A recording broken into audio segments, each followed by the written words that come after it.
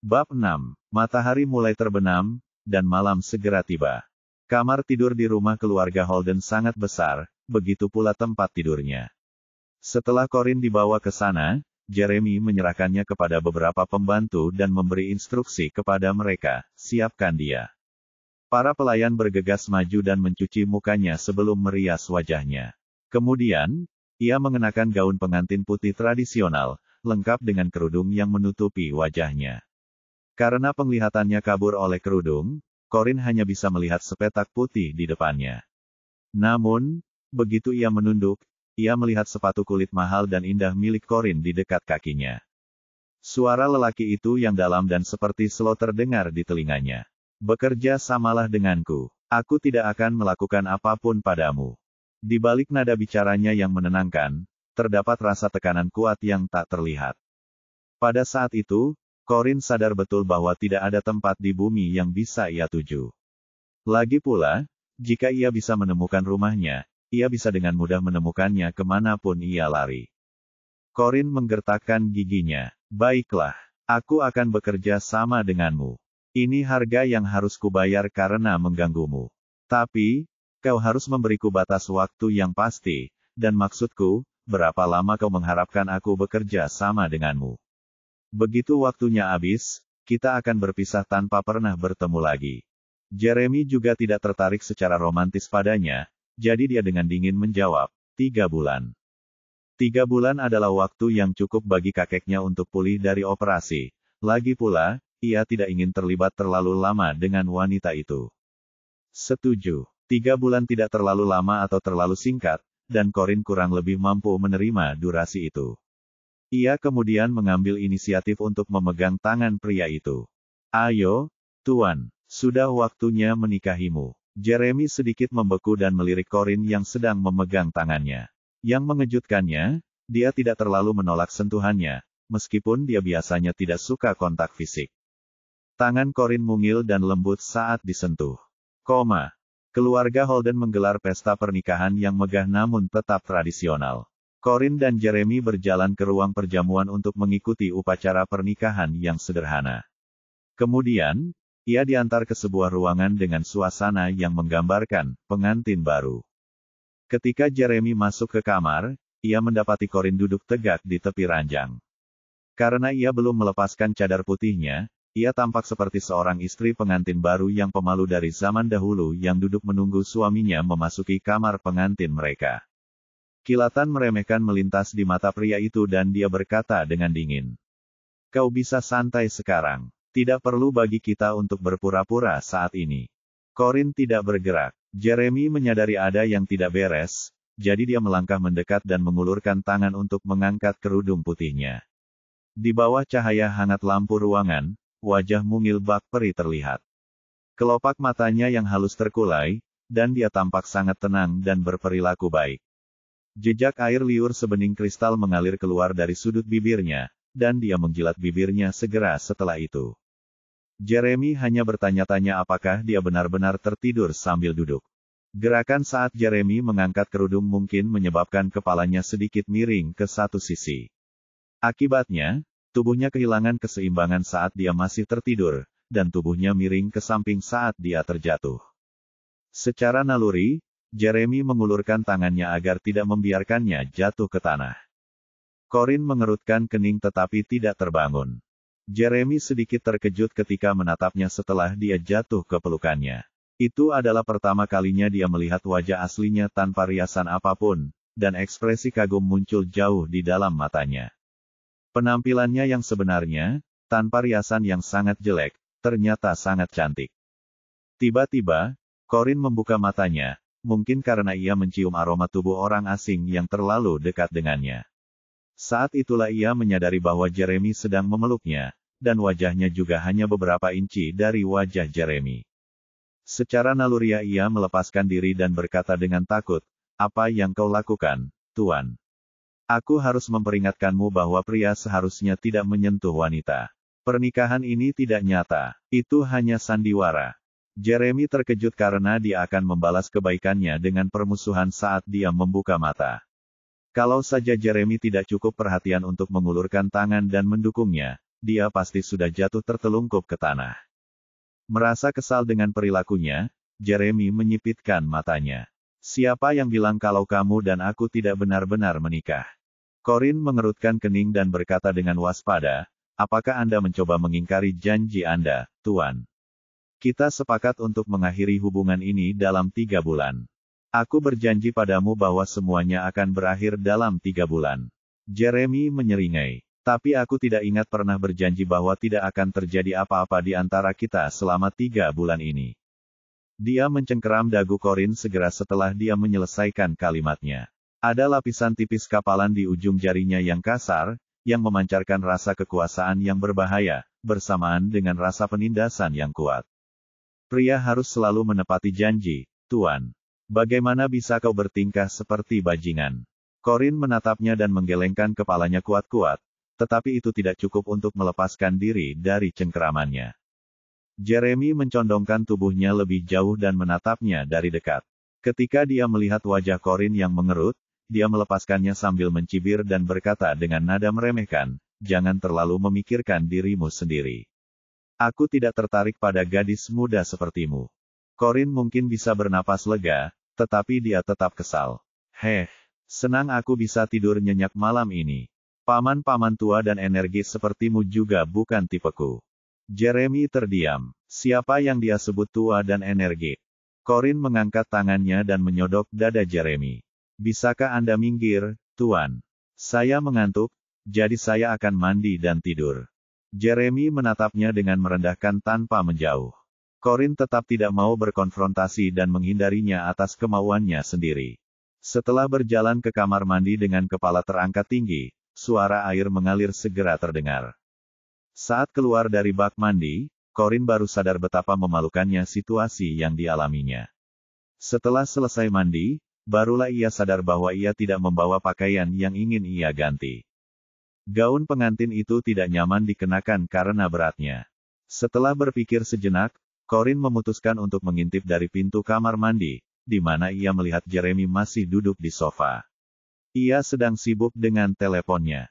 Dia berkata dengan malu, tolong berikan aku pakaian yang aku pakai tadi.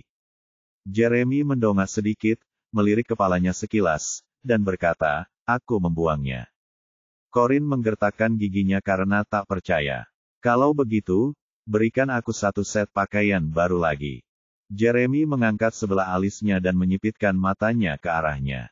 Apakah ini sikap yang seharusnya kamu miliki saat meminta bantuan seseorang? Lalu, sikap seperti apa yang kau harapkan dariku? Sebagai permulaan, kau bisa memohon padaku. Corin membanting pintu kamar mandi hingga tertutup. Lupakan saja, pikirnya, aku lebih suka mengenakan gaun pengantin meskipun tidak nyaman. Tepat saat Corin mengambil gaun pengantin dan hendak memakainya lagi, seseorang mengetuk pintu di luar. Dia membuka pintu sedikit, tapi saat melihat Jeremy yang datang, dia menggerutu, ya. Wangi sabun mandinya tercium melalui celah pintu, dan gadis di balik pintu itu hanya mengenakan handuk mandi. Bahunya yang putih bersih, serta beberapa helai rambut basahnya yang panjang jatuh di tulang selangka, membuatnya tampak sangat menarik. Darah panas mengalir melalui pembuluh darahnya. Pupil matanya sedikit bergetar, dan jakunnya bergoyang-goyang di tenggorokannya saat dia mengulurkan tangannya untuk memberikannya 1 set piyama pria. Corin tertegun sejenak. Ia baru saja mengulurkan tangan untuk mengambil pakaian itu ketika pria itu mengangkat tangannya dengan jenaka. Kau tidak akan mengucapkan terima kasih. Terima kasih. Corin mengerutkan bibirnya dan tersenyum. Dia mengambil pakaian itu dengan tergesa-gesa dan menambahkan dengan marah, tidak ada gunanya. Dia membanting pintu tepat setelah mengatakan itu. Ekspresi Jeremy berubah masam. Benturan itu bisa saja mematahkan lengannya jika dia menarik tangannya lebih lambat. Dasar bocah tak tahu terima kasih, pikirnya dalam hati. Setelan piyama pria itu sangat besar di tubuh Corin, membuatnya tampak seperti karung goni besar tanpa bentuk tubuh yang menjuntai dari tubuhnya. Sebaliknya, celananya sangat besar, dan dia bahkan tidak bisa menahannya agar tidak melorot. Bab 7. Jeremy sudah tidak ada di ruangan itu saat Corin berganti pakaian dan keluar, bukan berarti dia peduli kemana Jeremy pergi. Lagi pula, Pernikahan mereka tidak lebih dari sekadar kerja sama, dan masa berlakunya hanya 3 bulan. Di akhir masa itu, mereka akan berpisah lagi, dan tidak akan pernah bertemu lagi. Corin mengunci pintu dan tertidur. Keesokan paginya, Corin dibangunkan oleh salah satu pembantu yang mengetuk pintu. "Nona, saya disuruh oleh Tuan Jeremy untuk menyerahkan pakaian Anda." "Nona." Suara berisik itu membangunkan Corin bahkan sebelum ia sempat tidur. Sayangnya, ia tidak punya pilihan lain karena ia tinggal di rumah orang lain. Tidak ada yang bisa ia lakukan kecuali bangun, membuka pintu, dan mengambil pakaian yang ingin diserahkan pembantunya. Setelah mandi dan berganti pakaian, Corin memutuskan untuk keluar kamar dan mencari sesuatu untuk dimakan. Sayangnya, baskom berisi air dingin yang bau itu membasahi sekujur tubuhnya. Beberapa saat kemudian, dia mendengar suara tawa. Matanya kabur karena air yang berbau, dan dia tidak dapat memahami apa yang sedang terjadi sampai sebagian besar air mengalir turun dari kepalanya. Di depannya ada seorang gadis tak dikenal yang usianya hampir sama dengannya. Gadis itu telah memakai riasan yang sangat bagus, dan dia tampak memiliki kepribadian yang angkuh dilihat dari seringai yang agak sombong di bibirnya. Beberapa pembantu Holden mengelilingi gadis itu seperti bintang mengelilingi bulan, dan salah satu dari mereka memegang baskom air kosong di tangannya. Cukup jelas bahwa air yang bau dan kotor itu telah terciprat ke seluruh tubuh Corin. Corin mengernyit sedikit, mengedipkan matanya untuk menghilangkan air dari bulu matanya yang basah, dan menatap gadis yang tidak dikenalnya itu dengan tenang. Dia kemudian bertanya, "Siapa kamu? Dan mengapa kamu menyiramkan air itu ke seluruh tubuhku?" Gadis itu telah memoleskan lipstik terbaru di bibirnya, dan bibirnya sedikit terbuka saat dia mengangkat lehernya dengan bangga, sambil berkata, "Namaku Francine. Aku nona muda keluarga Holden, dan Jeremy adalah saudara laki-lakiku." Ternyata gadis itu adalah adik ipar Corin. Corin mengangkat sebelah alisnya dan bertanya, "Jadi, mengapa kamu menyiramkan air kepadaku?" Francine mengangkat dagunya dan menatap Corin dengan pandangan menghina. "Aku melakukannya agar kau tahu tempatmu. Jangan salah paham bahwa kau akan menjadi wanita muda hanya karena kau telah menikah dengan keluarga itu. Kau tidak cocok untuk peran itu." Corin mengerutkan kening. "Kau berkata begitu, tapi itu tidak mengubah fakta bahwa aku adalah istri kakakmu, yang membuatku menjadi kakak iparmu. Tidakkah kau pikir tidak pantas bagimu untuk melakukan apa yang baru saja kau lakukan padaku?" Francine tertawa dan menegur, "Kakak ipar. Puff, jangan terlalu menganggap dirimu hebat. Kakakku bahkan tidak tidur denganmu tadi malam. Bagaimana mungkin kau berani menyebut dirimu sebagai istri kakakku ketika dia tidur sendirian di kamar lain pada malam pernikahannya? Aku akan jujur padamu, kakak laki-lakiku hanya menikahimu untuk menenangkan kakekku, yang saat ini sedang sakit. Pada saat dia pulih dari penyakitnya, kau harus segera meninggalkan kami." Corin terdiam, tetapi akhirnya, dia mengerti mengapa Jeremy begitu ingin menikah. Francine memperingatkan lagi, "Jangan pernah berpikir untuk bergantung pada kakakku. Dia tidak akan pernah jatuh cinta pada wanita sepertimu. Kau hanya istrinya dalam nama, dan kau bukan apa-apa di mata keluarga kita. Kau, bahkan lebih rendah dari seorang hamba. Firmanku adalah Injil setiap kali saudaraku tidak ada di sini, dan kamu harus mematuhi peraturan, mengerti?" Corin mengangguk dengan sungguh-sungguh. "Mengerti. Aku akan mengingatnya." Ekspresi pengecut Corin sungguh menyenangkan di mata Francine. "Setidaknya kalian belajar. Ketahuilah tempat kalian mulai sekarang. Ayo pergi, gadis-gadis. Aku ada janji untuk manikur hari ini, dan ahli manikur akan segera datang," kata Francine saat dia hendak pergi bersama para pelayan. "Tunggu," seru Corin. Francine berhenti dan menatapnya dengan tidak sabar. "Ada apa? Apakah kamu keberatan?" Corin tersenyum. "Tidak, Nona Francine. Hanya saja, saya baru menikah kemarin, dan saya tidak begitu yakin apa saja aturannya. Bisakah Anda menjelaskannya kepada saya? Itu akan sangat membantu saya mengingat aturan Anda." Francine tertegun sejenak, tetapi segera terkekeh meremehkan. "Wanita yang berasal dari keluarga miskin sepertimu selalu yang paling patuh. Baiklah, karena kau bertanya, aku akan memberimu gambaran kasar tentang apa yang harus diperhatikan. Dengarkan baik-baik. Sebaiknya kau berperilaku sebaik-baiknya. Oke, tunggu sebentar, Corin dengan rendah hati meminta saran. Nona Francine, ingatanku tidak begitu bagus. Bisakah Anda ikut ke ruangan bersama saya dan membahas semuanya dari awal? Saya ingin menuliskan apa yang Anda katakan di selembar kertas dan pena. Merepotkan sekali. Francine sedikit kesal, tetapi karena dia tidak mau melepaskan kesempatan untuk menetapkan aturan, dia dengan enggan mengikuti Corin ke dalam ruangan. Yang mengejutkannya, pintu terbanting menutup begitu dia masuk, dan Corin langsung menguncinya. Para pembantu tidak berhasil mengikuti mereka masuk dan akhirnya terkunci di luar. Setelah kebingungan sesaat, mereka mendengar teriakan Francine dari dalam ruangan dan mengetuk pintu dengan cemas. Nona Francine, apakah semuanya baik-baik saja? Begitu Francine memasuki ruangan, Corin menjambak rambutnya dan menyeretnya ke kamar mandi, sementara dia berteriak ngeri, Apa yang kau lakukan? Lepaskan aku. Corin mencengkeram rambut Francine dengan satu tangan, menjepit pergelangan tangannya dengan tangan yang lain, dan menjepit lengan Francine yang mengepak-ngepak. Katakan padaku, apa yang baru saja kau siramkan padaku? Tanya Corin. Dia tampak seperti iblis pada saat itu, dan Francine akhirnya menyadari bahwa sikap Corin yang tampak patuh sebelumnya tidak lebih dari sekadar kepura-puraan. Francine tak kuasa menahan rasa dingin di hatinya. Itu air yang tertinggal di dapur setelah beberapa ikan dikeluarkan isi perutnya. Oh, benarkah? Corin mengerutkan bibirnya dan tersenyum. Beberapa detik kemudian, ia mencelupkan kepala Francine ke dalam mangkuk toilet. Francine mencoba berteriak, tetapi teriakannya berubah menjadi suara gemericik setelah wajahnya terbenam di dalam air.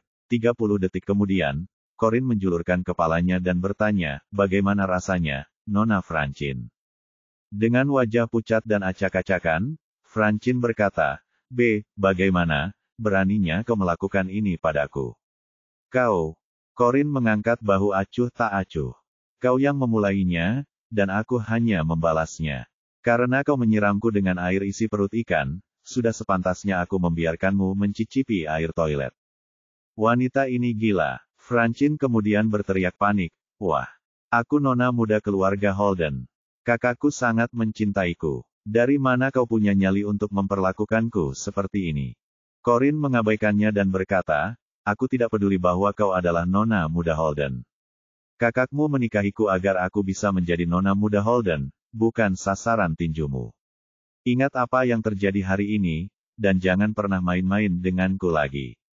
Ronde saling menenggelamkan kepala pun terjadi, dan berakhir dengan Corin mendorong Francine. Francine tiba-tiba mendongak dan terengah-engah. Ia merasa sangat muak dengan apa yang terjadi hingga ia hampir menangis. Itulah pertama kalinya Francine mengalami penghinaan seperti itu. Ia menyandarkan tubuhnya di mangkuk toilet dan muntah beberapa kali sebelum menggertakkan giginya dan mengancam Corin, tunggu saja, Corin. Aku bersumpah akan membuat saudaraku menceraikanmu. Corin tersenyum. Begitukah? Itu berita yang luar biasa. Terima kasih sebelumnya atas bantuan Anda, Nona Francine. Melihat sikap acuh tak acuh Corin, Francine merasa seolah-olah ancamannya tidak didengar dan sama sekali tidak ada gunanya. Setelah menyeret Francine dan mendorongnya keluar kamar, Corin menanggalkan pakaian baunya dan pergi mandi. Tidak ada pakaian lain yang tersedia untuk dikenakannya, dan ia terpaksa keluar dari kamar mandi hanya dengan berbalut handuk mandi. Saat itu, ia melirik ponselnya di meja samping tempat tidur dan melihat layarnya berkedip-kedip. Itu panggilan dari rekan Corin, Joanna Johnston. Begitu Corin menjawabnya, dia disambut oleh suara Joanna yang cemas saat dia berkata, kabar buruk, Corin. Sesuatu yang besar terjadi di perusahaan. Kamu harus datang ke sini, cepat. Bab 8. Joanna menutup telepon dengan tergesa-gesa sehingga Corin hanya bisa mendengarkan nada sambung sebelum dia sempat menanyakan apapun. Karena masih terbungkus handuk, ia membuka lemari untuk melihat apakah ada pakaian yang bisa dikenakannya. Namun sayangnya, lemari itu hanya berisi pakaian Jeremy. Karena tidak banyak pilihan, ia mengambil kaos putih acak dan mengenakannya sebelum bergegas keluar pintu. Kaos Jeremy cukup besar untuknya sehingga ujungnya mencapai lututnya. Ukurannya sempurna untuk ditata seperti salah satu gaun kemeja kasual yang kebesaran. Sesampainya di Alpha Enterprises, Corin menggesek kartu aksesnya di pintu, dan Joanna, yang tampak sangat gelisah, berlari keluar untuk menemuinya. Corin, akhirnya kamu di sini. Manajer ingin kamu segera pergi ke kantornya. Kamu perlu mempersiapkan diri, setidaknya secara mental. Manajer sedang mencariku. Jarang sekali melihat Joanna terlihat begitu gugup. Apa yang telah terjadi? Joanna melirik ke kiri dan kanan, memastikan tidak ada orang di sekitar.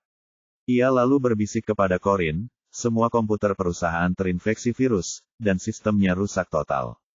Semua berkas penting perusahaan hilang. Corin mengerutkan kening. Dan apa hubungannya denganku? Mereka seharusnya memanggil teknisi untuk memperbaikinya jika komputernya rusak. Joanna tampak cemas. Para teknisi berusaha sebaik mungkin untuk memperbaikinya. Intinya, Zoe dilaporkan memberitahu manajer bahwa virus itu berasal dari komputer Anda setelah Anda mengunduh game menggunakan komputer perusahaan. Lebih buruk lagi, bos mengundang beberapa petinggi untuk melihat proyek baru perusahaan hari ini, tetapi mustahil untuk memulihkan berkas presentasi yang telah dikerjakan dengan sangat keras oleh departemen kami. Seluruh situasi ini membuat manajer marah besar, dan dia pasti akan menyalahkan Anda sekarang juga. Zoe Firwood, orang yang katanya punya koneksi internal di perusahaan itu. Pikir Corin. Zoe, seperti Corin, masih menjalani masa magang. Perusahaan mereka, Alpha Enterprises, masuk dalam daftar 500 perusahaan terbaik di dunia. Setiap tahun, sejumlah besar mahasiswa berprestasi berusaha keras dan bersusah payah hanya untuk bisa diterima di perusahaan tersebut. Corin mendapatkan kesempatan magang setelah menerima surat rekomendasi dari kepala New Capital University, yang sebagian besar berkat nilai-nilainya yang sangat baik. Di sisi lain, rumor mengatakan bahwa Zoe adalah kerabat manajer tersebut. Dengan hanya satu posisi permanen yang tersisa tahun itu dalam kuota karyawan tetap Alpha Enterprises, pertarungan untuk mendapatkan posisi itu hanya antara dirinya dan Zoe. Dengan menghubungkan titik-titiknya, Corin dapat membentuk gambaran kasar tentang apa yang terjadi. Sebelum Corin mengetuk pintu kantor manajer, ia mendengar suara Zoe dari dalam. Kedengarannya seperti Zoe sedang berusaha membujuk manajer itu agar tenang. Jangan khawatir, Paman. Komputer-komputer itu akan diperbaiki pada akhirnya. Ini semua salah Corin karena bermain game selama jam kerja. Manajer, Richard Channing, berkata dengan marah, di mana Corin sialan itu? Kenapa dia belum datang juga? Corin mengetuk pintu dan mendorongnya hingga terbuka. Anda ingin bertemu saya, Tuan. Ketika Richard melihatnya, dia berteriak, akhirnya kamu mau datang juga. Kamu seharusnya masuk kerja selarut ini. Kamu juga tidak memberikan alasan apapun atas kehadiranmu kemarin. Etos kerja macam apa yang kamu miliki saat ini? Corin masuk dan menjelaskan dengan ramah, maaf, Pak. Saya menikah kemarin, dan saya terlambat hari ini karena saya mengalami masalah pagi ini. Richard merasa bahwa dia telah membuat alasan yang konyol. Kamu sudah menikah? Ya, dengan asumsi kamu sudah menikah, tidak bisakah kamu mengajukan cuti? Kamu menganggap perusahaan sebagai tempatmu bekerja. Rumahmu sendiri. Ini pertama kalinya aku melihat seorang karyawan yang melakukan apapun yang mereka inginkan di tempat kerja.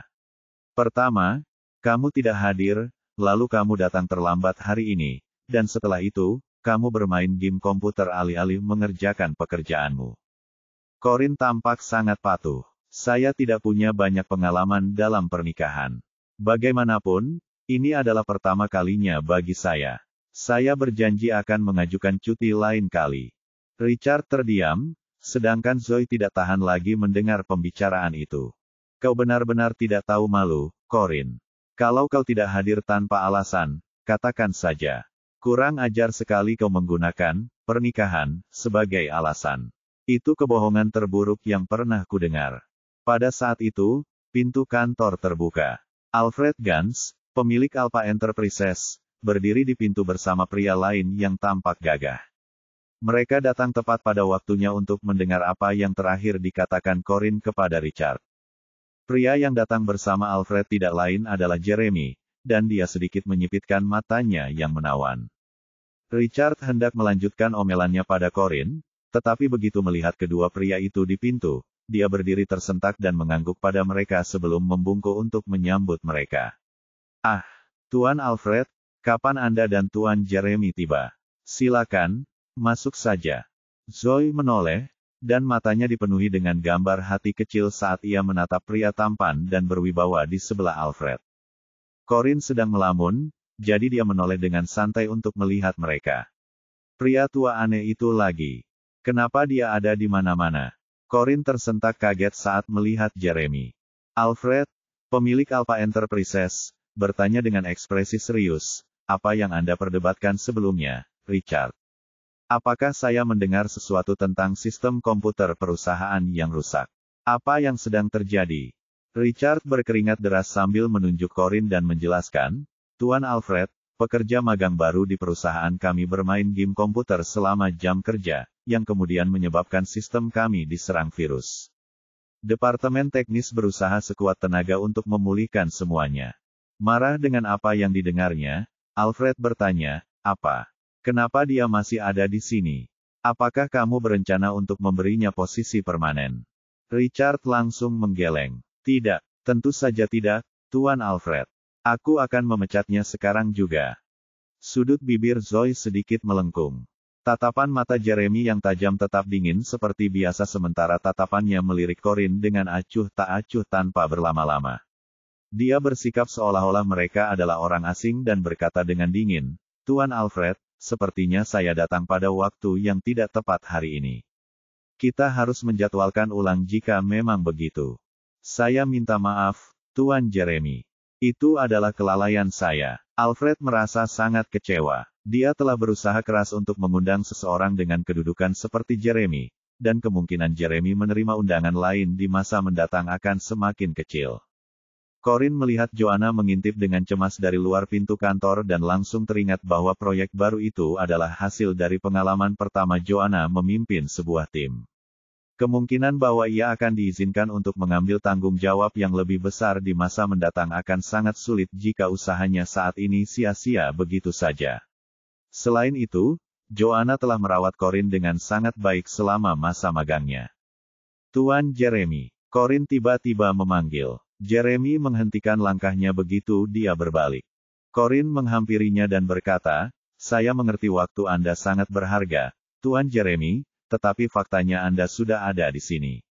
Jika Anda pulang dengan tangan hampa, bukankah akan sangat disayangkan jika Anda akhirnya kehilangan proyek yang bagus?" Tatapan Jeremy dingin. "Tapi kau tidak punya apapun untuk ditunjukkan padaku sekarang." Corin berjanji kepada mereka, "Saya akan menunjukkan rencana proyek baru kepada Anda sebelum Anda menikmati secangkir kopi." Alfred dan Richard menatap Corin dengan tak percaya. Zoe memutar matanya dengan jijik. Ia ragu Corin akan mampu memperbaiki sesuatu yang bahkan membuat teknisi profesional kewalahan. "Ya, menggertaklah sesukamu. Ini hanya upaya putus asa untuk mencoba memperbaiki situasi." Setelah hening sejenak, Jeremy tetap tidak berkomitmen. Anak muda memang suka tantangan.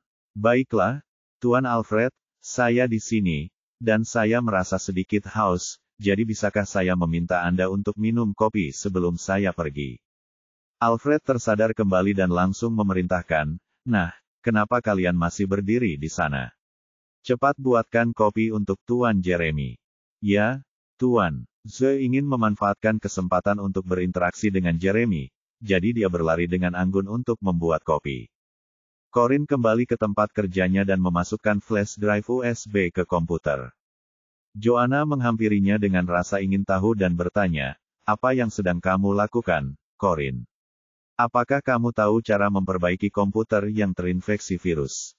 Corin memasang ekspresi fokus saat menggerakkan kursor dan menjawab, "Saya sedang memasang beberapa perangkat lunak antivirus." Responsnya membuat Joanna mendesah putus asa. "Corin, itu tidak berguna. Para teknisi mengatakan bahwa perusahaan itu menjadi sasaran peretas, jadi tidak ada yang bisa dilakukan perangkat lunak antivirus."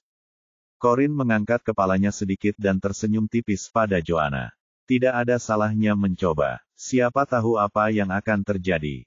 Bab 9. Joanna merasa bahwa Corin sangat optimis, dan sebaliknya, dia sudah siap menghadapi kemungkinan terburuk. Meskipun sangat menyedihkan menghadapi kenyataan bahwa rencana proyek yang telah dipersiapkannya selama sebulan penuh tidak dapat dikembalikan lagi, tidak ada yang dapat dia lakukan untuk mengubah situasi tersebut. Sambil mendesah, Joanna pergi ke dapur. Lakukan yang terbaik, Corin. Aku akan membuatkanmu secangkir kopi untuk meningkatkan konsentrasimu. Terima kasih, jawab Corin. Pada saat yang sama, bilah kemajuan berwarna merah muncul di layar hitam komputer. Begitu bilah kemajuan penuh, Corin segera memecahkan kata sandinya. Dia mengklik kotak dialog tersembunyi dan mengetik pada keyboard. Kemudian, dia menekan enter dan mengirim pesannya. Dendam macam apa yang kamu miliki? Peretas yang terkejut itu menjawab, siapa kamu? Bagaimana kamu bisa melewati sistem enkripsi tercanggih Agilic? Jari-jari Corin menari-nari di atas keyboard. Identitasku bukanlah masalah utama di sini. Masalah utamanya adalah mengapa kau meretas sistem komputer Alpha Enterprises.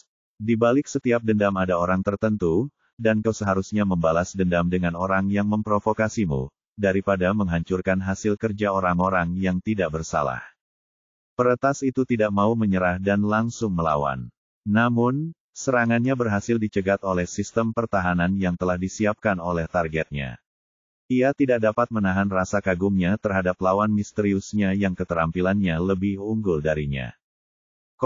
Saat Joanna kembali membawa kopi, Corin telah mengembalikan sistem komputer ke keadaan sebelumnya, termasuk semua berkas di dalamnya. Sudah diperbaiki. Kamu hebat, Corin. Bagaimana kamu melakukannya? Corin mengeluarkan flash disk USB dan memutarnya di ujung jarinya. Ia bersandar malas di kursi dan berkata sambil tersenyum, perangkat lunak antivirus yang saya beli daring seharga $1 selama penjualan promosi ini mengklaim dapat bekerja melawan segala jenis virus komputer. Sepertinya mereka tidak berbohong. Saya pasti akan memberikan ulasan yang bagus nanti. Joanna mengerutkan kening karena bingung dan berkata dengan heran, "Hah? Kamu memperbaiki komputer menggunakan perangkat lunak antivirus?"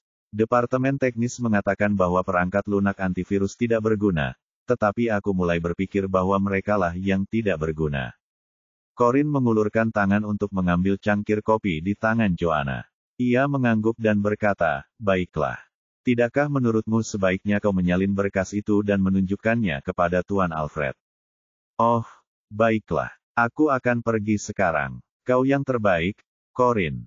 Joanna meniupkan ciuman ke arah Corin dan bergegas pergi. Rekan-rekan lainnya tiba-tiba mengerumuni Corin dan meminta tautan ke perangkat lunak antivirus. Corin menepisnya dengan berkata, tenang saja. Nanti saya kirimkan ke grup. Dia menyeruput kopi dari cangkir kopi di tangan kanannya dan mendongak sedikit untuk melihat sekilas ke kantor Alfred. Jeremy mungkin belum menghabiskan kopinya, kan? Tanyanya. Di dalam kantor, Zoe berpose dengan berbagai pose seksi untuk memamerkan kakinya yang jenjang dan indah setelah membawakan kopi untuk Jeremy. Namun, dia gagal menarik perhatian pria itu, dan kakinya mulai kejang. Joanna mengetuk pintu pelan dan mencondongkan tubuhnya untuk melaporkan situasi. Tuan Alfred, berkasnya sudah siap, dan kita bisa melanjutkan rapat sesuai rencana. Mata Alfred berbinar saat dia menikmati kopi bersama Jeremy dengan penuh perhatian. Apakah komputernya sudah diperbaiki? Ya, Tuan Alfred. Joanna mengangguk setuju. Corin telah memulihkan sistemnya. Wah, dia punya keterampilan yang hebat. Ketegangan Alfred akhirnya bisa sedikit mereda saat dia berdiri dan dengan hormat memberi isyarat untuk mengundang Jeremy ke ruang rapat. Tuan Jeremy, bahan-bahannya sekarang sudah siap dan kita bisa langsung ke ruang rapat. Orang yang bertanggung jawab akan segera memberi Anda perkenalan singkat tentang proyek baru perusahaan kita. Tangan Jeremy yang besar dan jari-jarinya yang ramping masih memegang cangkir kopi, tetapi ia segera meletakkannya dan menyipitkan matanya yang menawan sambil berpikir serius begitu Alfred mengundangnya ke ruang pertemuan. Ia berdiri dengan anggun, dan setiap gerakan yang ia lakukan memancarkan pesona pria dewasa yang tegas dan mulia. Zoe menggertakkan giginya dengan marah dan terkejut bahwa Corin mampu memperbaikinya. 15 menit kemudian, Jeremy keluar dari ruang rapat dengan wajah tenang dan tampan. Tidak mudah untuk menebak apa yang sedang dipikirkannya. Alfred berjalan keluar di samping Jeremy dengan kepala tertunduk.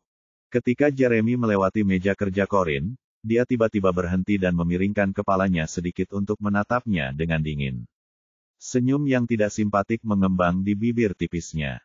Bravo, Tuan Alfred. Karyawan berbakat di perusahaan Anda tidak melakukan apapun selain membuang-buang waktu saya selama 1 jam. Alfred tampak malu dan canggung. Saya benar-benar minta maaf, Tuan Jeremy. Jeremy memejamkan mata dan berjalan menuju lift tanpa menatap Corin untuk kedua kalinya.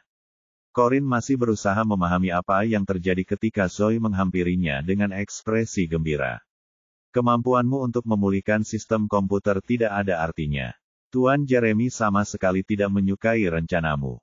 Mengabaikan Zoe, Corin menoleh ke arah Joanna saat wanita itu keluar dari ruang rapat. Apa yang terjadi? Tanyanya. Joanna putus asa, menangis. Saya tidak tahu mengapa, tetapi ada begitu banyak kesalahan dalam data kunci. Tuan Jeremy mengatakan rencana kita tidak berguna. Corin mengerutkan kening. Saat itu, Alfred telah mengirim Jeremy pergi dan kembali. Ia mencerca Joanna dengan tegas, apakah itu jenis pekerjaan yang kau hasilkan? Kesalahan mendasar terlalu banyak untuk dihitung. Kau sebaiknya mencari pekerjaan lain jika kau bahkan tidak bisa melakukan ini dengan benar. Joanna menunduk malu. Tuan Alfred, saya minta maaf. Corin menangkap seringai keberhasilan di wajah Zoe dan tahu bahwa Zoe telah melakukan hal buruk lagi. Tuan Alfred, kesalahan itu tidak ada hubungannya dengan Joanna. Sistem komputer mungkin telah dipulihkan, tetapi virus merusak sebagian konten asli dan merusak data dalam presentasi. Itu salah saya karena meminta Joanna untuk membawanya ke rapat tanpa memeriksanya. Saya akan bertanggung jawab dan mengundurkan diri. Alfred mengerutkan kening dan menatap Corin, sementara Richard, yang mengikuti Alfred dari belakang, berkata dengan marah, mundur. Kau bisa berhenti bermimpi sekarang, Corin. Kami akan memecatmu. Berkemaslah dan keluar dari sini.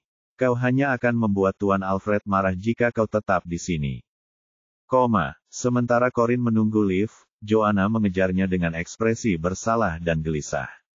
Corin, akulah yang seharusnya mengundurkan diri.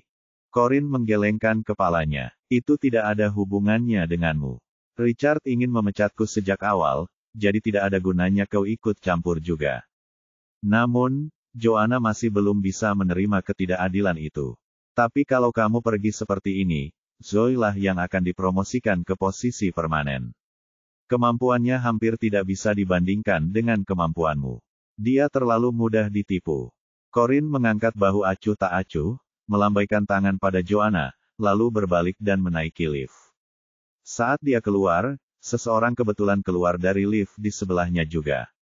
Orang itu adalah Zoe, dan dia keluar sambil membawa sekotak perlengkapan kantor yang dia lemparkan ke depan Corin. Kamu lupa membawa barang-barangmu. Aku diberitahu oleh manajer bahwa mejamu akan dikosongkan untukku. Tetap tenang seperti biasa, Corin membungkuk dan mengambil barang-barangnya. Sebagai mantan kolegamu, izinkan aku memberimu nasihat. Zoe melipat tangannya dalam posisi penuh kemenangan dan mengangkat bahu. Cepatlah. Bibir Corin tampak sedikit melengkung saat dia mencondongkan tubuhnya ke telinga Zoe dan berbisik, karma itu jalang. Zoe terkejut. Bagaimanapun, Zoe telah mengalahkan Corin, dan Zoe tidak perlu takut lagi. Corin sedang berjalan keluar gedung perusahaan sambil menenteng barang-barang miliknya ketika sebuah mobil MPV Mercedes-Benz edisi terbatas berwarna hitam tiba-tiba parkir di sampingnya. Tommy turun dari kursi penumpang depan dan berkata, Tuan Jeremy ingin Anda masuk ke mobil, Nona Corin. Corin tidak berminat untuk menanggapi permintaan itu dan hanya berjalan melewati Tommy. Namun, Tommy mengangkat tangannya untuk menghentikannya. Nona Corin, silakan masuk ke mobil. Upayanya selanjutnya untuk melewatinya berakhir dengan kegagalan, menyebabkan ekspresinya menjadi masam. Pada akhirnya, dia dengan enggan masuk ke dalam mobil. Zoe kebetulan melihat pemandangan itu. Ia melihat sebuah mobil mewah edisi terbatas melintas di depan pintu masuk perusahaan, dan ia keluar untuk mencoba melihat lebih dekat. Ia tidak menyangka Corin akan masuk ke dalam mobil mewah seperti itu. Zoe hanya bisa menatap dengan tak percaya. Apa yang terjadi? Bukankah itu Mercedes-Benz edisi terbatas? Bagaimana mungkin orang seperti Corin bisa naik mobil mewah seperti itu? Dia tidak pantas mendapatkannya. Bab 10. Zoe menatap Mercedes-Benz yang melaju pelan. Karena cemburu, ia kembali ke perusahaan dan mengarang cerita-cerita liar untuk rekan-rekannya. Apakah ada di antara kalian yang tahu mengapa Corin bisa pergi dengan bahagia? Ternyata, dia adalah wanita simpanan seorang pria tua kaya. Dia tidak perlu peduli apakah dia punya pekerjaan atau tidak. Sugar Baby. Para karyawan penasaran dengan gosip itu, dan mereka semua mengelilingi Zoe untuk mencari tahu apa yang sedang terjadi. Zoe menggambarkan situasi itu dengan sangat berlebihan. Karena kebaikan hati saya memutuskan untuk pergi ke sana dan mengembalikan beberapa barang yang ditinggalkan Corin. Anda tidak akan percaya apa yang saya lihat. Dia duduk di pangkuan seorang pria tua gemuk di dalam mobil mewah itu. Saya rasa saya tidak perlu menjelaskan apa yang sedang dilakukannya, bukan? Seorang pria tua, katamu. Berapa umur orang tua itu? Lebih dari 60, kurasa. Wah, itu dia. Bukankah dia sudah cukup tua untuk menjadi kakeknya? Aku tidak menyangka Corin akan menjadi orang yang sangat bejat. Cek, cek, cek. Ini menunjukkan bahwa kita tidak bisa menilai buku dari sampulnya. Karena tidak tahan lagi dengan ucapan-ucapan itu, Joanna berdiri dan membalas dengan keras, cukup omong kosongmu, Zoe. Corin bukan wanita seperti itu. Zoe mencibir. Aku, omong kosong. Aku melihatnya dengan mataku sendiri. Kalau kamu tidak percaya padaku, kamu bisa melihat rekaman pengawasan perusahaan dan melihat sendiri apakah Corin masuk ke dalam Mercedes-Benz. Benz tepat di luar pintu masuk utama. Joanna mengerutkan bibirnya dengan marah, mengetahui bahwa dia tidak memiliki wewenang untuk memeriksa rekaman pengawasan perusahaan. Situs gacor Vlogitoto. Zoe jelas-jelas sedang menjadi pengganggu. Dialah yang mengusir Corin, dan dia berani menjelek-jelekkannya di depan umum. Itu benar-benar tercela. Karena tidak mampu melawan Zoe, Joanna duduk dan melanjutkan pekerjaannya, sembari berusaha mengendalikan emosinya. Namun, beberapa detik setelah membuka komputernya, ia menyadari ada sesuatu yang berbeda. Apa ini? Mengapa ada folder tambahan di desktop komputerku? Rekannya yang lain menambahkan, saya juga punya folder tambahan di komputer saya. Apa ini? Aneh. Aku juga punya folder itu. Aku mengklik untuk melihat apa isinya. Seluruh kantor menjadi hening setelah semua orang membuka map itu dan melihat isinya. Beberapa detik kemudian, tatapan jijik, hina, dan cemoohan diarahkan ke arah Zoe. Zoe tidak senang ditatap oleh rekan-rekannya. Kenapa kalian semua menatapku seperti itu? Joanna berdiri lagi dengan keyakinan yang jauh lebih besar dari sebelumnya. Dia berkata dengan lantang, orang yang bermain game komputer di kantor itu kamu selama ini. Kamu juga penyebab seluruh komputer perusahaan diretas. Zoe terkejut dengan tuduhan itu dan membalas dengan rasa bersalah. Berhenti mengada-ada, Joanna. Kamu tidak punya bukti apapun. Jaga ucapanmu, atau aku akan menuntutmu atas pencemaran nama baik. Semua bukti yang Joanna miliki membuat kepercayaan dirinya meningkat. Mengarang-ngarang, katamu, bukankah kamu yang bertemu seseorang secara daring dan berpura-pura menyukainya hanya agar kamu bisa mendapatkan barang dari permainan? Kamu memblokirnya begitu kamu mendapatkan apa yang kamu inginkan, bukan? Ternyata, dia adalah seorang peretas profesional, dan dia tidak hanya meretas komputermu tetapi juga sistem perusahaan. Dan apa yang kau lakukan? Kau menyalahkan Corin atas segalanya. Bahkan presentasi yang salah dalam rapat hari ini adalah ulahmu. Kau mengacaukannya saat aku tidak memperhatikan, semua bukti ada di dalam map itu. Peretas mengumpulkan setiap kesalahan yang Anda lakukan, menyusunnya ke dalam sebuah folder, dan mendistribusikan salinannya ke setiap karyawan. Zoe mulai merasa bersalah ketika rekan-rekannya menatapnya dengan tatapan aneh itu. Dia bergegas kembali ke tempat kerjanya untuk memeriksa apakah itu benar, dan benar saja, folder tambahan di desktop komputer berisi tangkapan layar riwayat obrolannya dengan teman daring tersebut, serta tangkapan layar video pengawasan saat dia diam-diam memanipulasi presentasi tersebut. Bagaimana ini bisa terjadi? Jerit Zoe dalam hati. Alfred keluar dari kantor dengan ekspresi tegas dan cemberut. Dia berteriak dengan marah, "Siapa di antara kalian yang bernama Zoe? Perusahaan tidak membutuhkan pembuat onar sepertimu. Berkemaslah dan pergi." Wajah Zoe menjadi pucat saat dia bertanya-tanya apakah Alfred juga memiliki folder yang sama di komputernya. Ketika Richard mendengar raungan Alfred, dia bergegas keluar kantor dengan ekspresi sangat terganggu di wajahnya. Zoe melihatnya bergegas keluar dan segera berlari untuk meminta bantuan. "Paman, tolong aku, kumohon. Aku." Richard menatap tajam ke arah Zoe dan mendorongnya sebelum pergi. Dia tidak ingin berurusan dengan seorang kerabat yang terbukti gagal total. Pada akhirnya, gaji Zoe dipotong seluruhnya, dan ia dipecat saat itu juga. Ia meninggalkan perusahaan dengan cara yang paling memalukan. Karma sungguh menyebalkan. Joanna sangat senang, dan ia segera mengeluarkan ponselnya dan mengirim pesan untuk memberitahu Corinne tentang kabar baik itu. Saat itu, mobil mewah Mercedes-Benz MPV melaju pelan di jalan, dan Corinne duduk di ujung kursi belakang sambil memegang barang-barangnya. Di sampingnya ada Jeremy, pria yang baru saja dinikahinya, tetapi sejak ia masuk ke dalam mobil, Jeremy tidak sekalipun mengangkat kepala atau menatapnya. Yang dilakukannya hanyalah menatap ponselnya dengan ekspresi acuh tak acuh. Ketika teleponnya berbunyi 2 kali, Corinne menyingkirkan kotak yang dipegangnya dan mengangkat telepon untuk melihat pesannya. Itu adalah pesan dari Joanna, yang menceritakan bagaimana Zoe dipecat sementara Richard ditegur keras oleh Alfred. Corinne tersenyum sinis. Hasil ini sama sekali tidak mengejutkannya.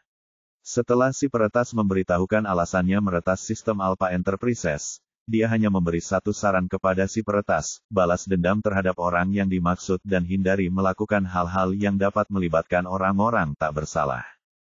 Niat jahat dan perilaku buruk Zoe harus dihukum. Corinne tanpa sadar menyilangkan kakinya setelah membalas pesan Joanna, dan tindakannya membuat pahanya yang indah saling tumpang tindih. Karena dia hanya mengenakan kaos pria, ujungnya sedikit terangkat saat dia duduk, dan sinar matahari yang masuk melalui jendela mobil membuat kulitnya yang seputih porselen sedikit bersinar, hampir seperti berkilauan di salju. Alis pria tampan itu terangkat sedikit, seolah disilaukan oleh cahaya putih. Dia melirik kaki-kaki ramping berkulit putih milik tetangga sebelahnya, dan menyadari bahwa kaki-kaki itu hampir setebal lengan bawahnya. Artinya, kaki-kaki itu terlalu kurus. Apakah begini cara gadis muda sepertimu menarik perhatian pria? Corinne menatap Jeremy dengan curiga. "Hah, tapi aku bahkan tidak melakukan apapun, Tuan." Jeremy menyingkirkan teleponnya dan menatapnya. "Lalu, apa yang kau kenakan?" Corinne menundukkan kepalanya untuk melihat dan menyadari sesuatu. "Oh, ini milikmu. Pakaian yang diberikan pembantu tadi pagi jadi kotor, dan karena aku tidak bisa memakainya, satu-satunya pilihanku adalah memakai kemejamu." Pria itu menyandarkan dahinya pada satu tangan, dan kerutan di wajahnya menunjukkan bahwa dia tidak senang dengan apa yang didengarnya. "Apakah aku memberimu izin?" Corinne memutar matanya dan bergumam pada dirinya sendiri dengan nada meremehkan. "Mengapa aku harus meneleponnya dan meminta izinnya? Itu hanya kemeja. Apakah semua lelaki tua begitu picik?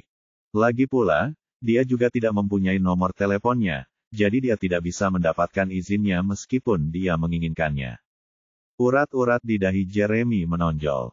"Apa yang baru saja kau katakan?" Corinne tersenyum malu. "Saya bilang, apakah lelaki tua sepertimu menikmati saat istri barumu menjadi berita utama karena berkeliaran tanpa busana sehari setelah pernikahan?" Jeremy terdiam. "Orang tua, apakah aku setua itu?" Dia menyipitkan matanya yang merenung sedikit dan berkata, "Bagaimana jika aku bilang aku tidak peduli?" Corinne menggertakkan giginya. "Kalau begitu aku akan melepasnya sekarang, mengembalikannya padamu, dan mulai berlari-lari dengan kostum ulang tahunku." Sudut bibir Jeremy berkedut menggoda. "Tentu, lepaskan. Jika dewa keberuntungan itu ada," maka Corinne merasa bahwa ia mungkin telah melakukan sesuatu yang serius yang menyinggungnya. Itulah satu-satunya penjelasan mengapa seorang lelaki tua aneh seperti Jeremy akan datang ke dalam hidupnya. Setelah hening sejenak, Corin berkata, "Baiklah. Aku akan melepasnya jika kamu mau."